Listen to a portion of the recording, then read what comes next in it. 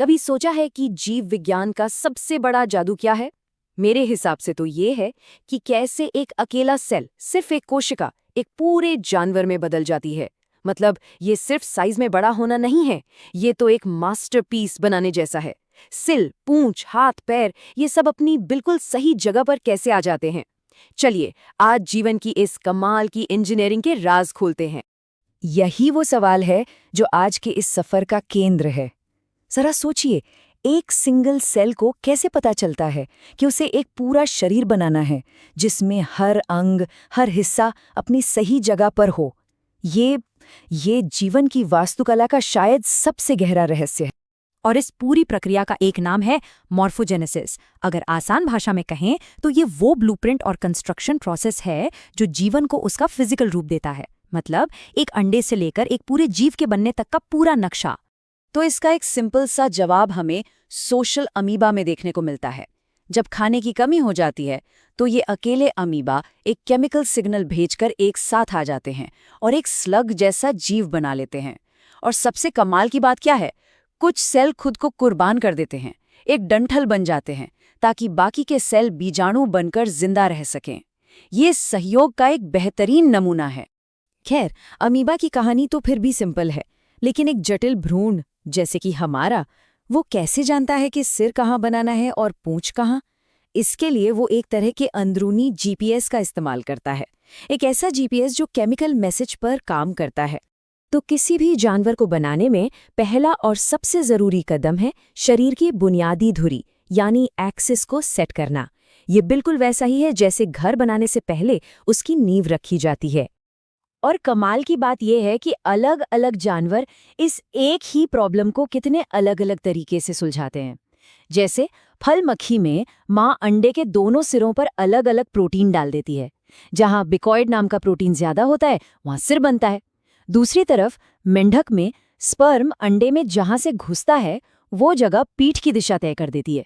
इससे एक खास एरिया बनता है, ग्रे क्रेसेंट, जो पूरे डेवलपमेंट का मास्टर कंट्रोलर बन जाता है।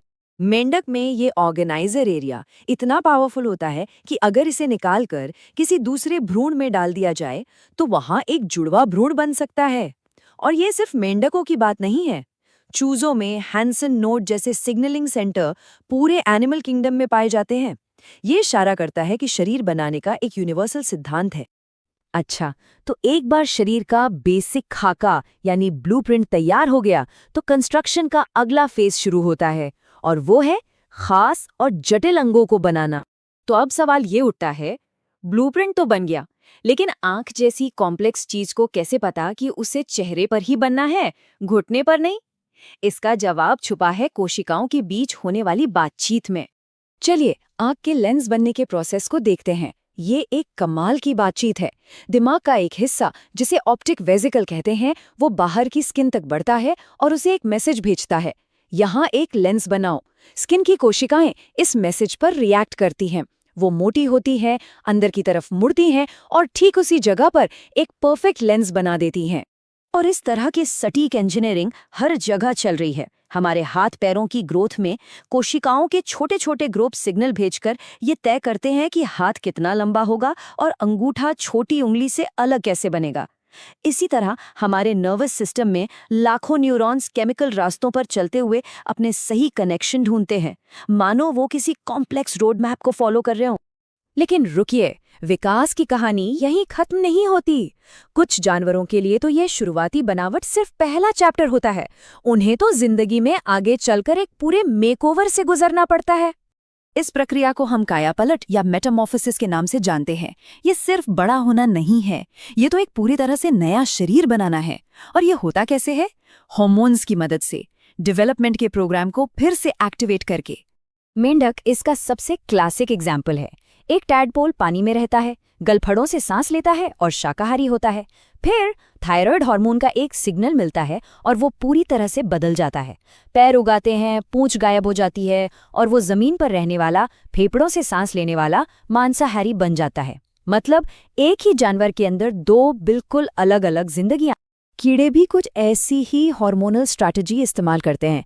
एक डायसोन नाम का हार्मोन उन्हें अपनी पुरानी स्किन उतारने में मदद करता है और एक दूसरा जुवेनाइल हार्मोन ये तय करता है कि अगला स्टेज लार्वा का होगा, प्यूपा का या फिर वयस्क का।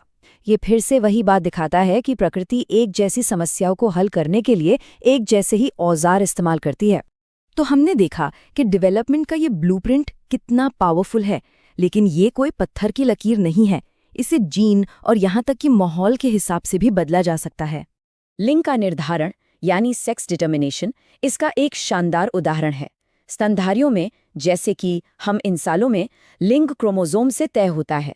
वाई क्रोमोसोम पर SRY नाम का एक जीन एक मास्टर स्विच की तरह काम करता है जो मेल डेवलपमेंट को ऑन कर देता है। लेकिन कई सरीसृपों में ये ब्लूप्रिंट बाहरी दुनिया के इशारों को भी सुनता है। मिसाल के तौर पर कई कछुओं के लिए अगर अंडे 31 डिग्री सेल्सियस से ज्यादा तापमान में सेके जाते हैं तो उनसे फीमेल कछुए निकलते हैं, और अगर तापमान कम हो तो मेल। सोचिए, यहाँ माहौल सीधे सीधे विकास के एक इतने बुनियादी पहलू को तय कर रहा है। और ये सब हमें एक आखिरी और बहुत बड़े विचार पर ले आता है। अगर एक मक्खी, एक मेंढक और एक इंसान सब अपने शरीर को बनाने के लिए एक जैसे ही मॉलिक्यूलर औजारों का इस्तेमाल करते हैं, एक जैसे जीन, एक जैसे सिग्नल, तो ये इस धरती पर मौजूद सारे जानवरों के गहरे साझे इतिहास के बारे में क्या बताता है? ये इस बात का सबूत है कि हम सब कहीं ना कहीं एक ही प्राचीन ब्लूप्रिंट से निकले हैं।